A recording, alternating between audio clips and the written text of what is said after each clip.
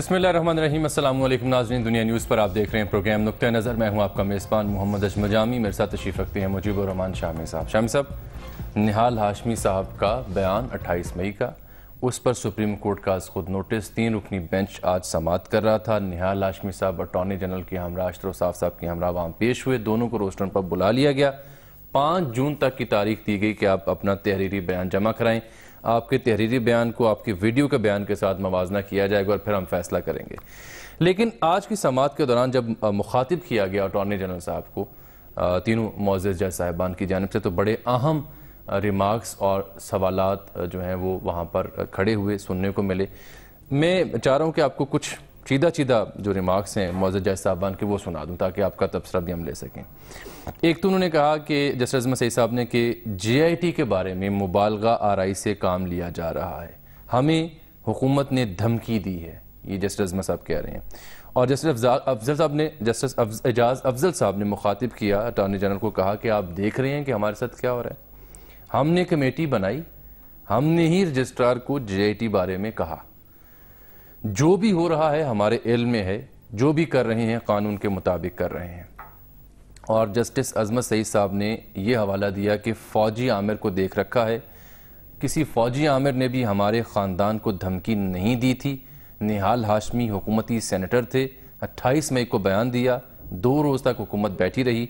ऐसी धमकियां तो दहशतगर्द और माफिया देते हैं, आपको ऐसी कम्युनिटी का हिस्सा बनना मुबारक हो। इस तरह की धमकियां तो इटली का बदनामे ज़माना सिसिलियन माफिया देता है। देखें, ये जो रिमार्क्स दिए गए हैं ये बहुत अनफॉर्चुनेट, काश ऐसा न हुआ होता। निहाल हाशमी साहब ने जो तकरीर की है, 2 दिन उसका कोई नोटिस नहीं लिया गया, एक छोटी सी जगह पे की, बाद में किसी तरीके से वो मंजर आम पर आ गई। आज उसका दूसरा हिस्सा भी आया, एक और हिस्सा भी उसका आ गया, उसमें भी जोश और जज्बा भरा हुआ है। और एक सियासी कारकुन जो है उसकी एक बड़ी जज्बाती और गैर मोहतात तकरीर थी। और इस तरह की तकरीरें हमारे यहाँ के सियासी कारकुन और सियासी रहनुमा करने के आदी हो चुके हैं। और आसफ अली दरदारी साहब की तकरीर तो हमने कल सुना चुके हैं। आज वैसे निहाल हाशमी साहब ने पता है क्या बाद में उन्होंने कहा ये मेरी स्वीपिंग स्टेटमेंट थी। हाँ, नहीं देखिए ना, वो जो मर्जी कहे निहाल हाशमी साहब, लेकिन उनके जो अल्फाज हैं उनका जायजा लेना पड़ेगा।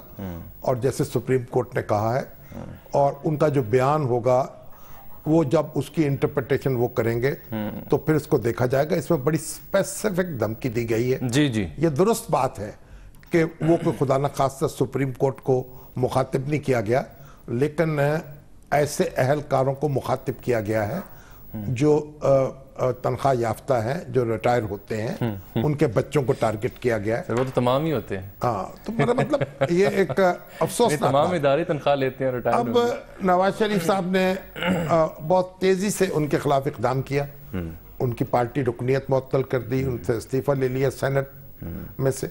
हालांकि मेरा ख्याल है कि ये कुछ ज्यादा जल्दबाजी। एक बड़ी गलत अफवाह सोशल मीडिया पर गर्दिश करती रही कि निहाल हाशमी साहब तो जी 31 मई को वैसे रिटायर्ड हो रहे थे, तो ये इस्तीफा तो वैसे जी वो दिखाने के लिए, हालांकि वो 2015 में मुंतखब हुए थे। देखिए, जिस तरह अदालत ने जिस तरह नोटिस जारी किया है और उनको सफाई का मौका मिलेगा, फिर उनके खिलाफ कार्रवाई होगी, उसी तरीके से सियासी जमातों को भी एक्ट करना चाहिए। अपने कारकुनों के खिलाफ कार्रवाई करें, ठीक है, रुकनीत मुअत्तल कर दी, लेकिन जो दूसरी कोई सजा है कि सेनेट से इस्तीफा लेना या दूसरा, उसका नोटिस जारी करें, उनको उनका मौका दें। पार्टी का अपना एक नज़्म होना चाहिए, वो बाद में फैसला करें, वो अपनी सफाई पेश करें, फिर उसके बाद फैसला करें, ठीक है जी, कि उसकी सिनेरिटी को देखते हुए उसको क्या सजा दी जानी चाहिए। लेकिन इसी से आज की समाज से जुड़ा जो दूसरा एंगल है, जो मैंने आपको रिमार्क्स पढ़, देखिए जो रिमार्क्स दिए गए ना JIT के बारे में, देखिए JIT के बारे में तो जो कुछ छपा है अखबारात में, वो ये है कि रजिस्ट्रार सुप्रीम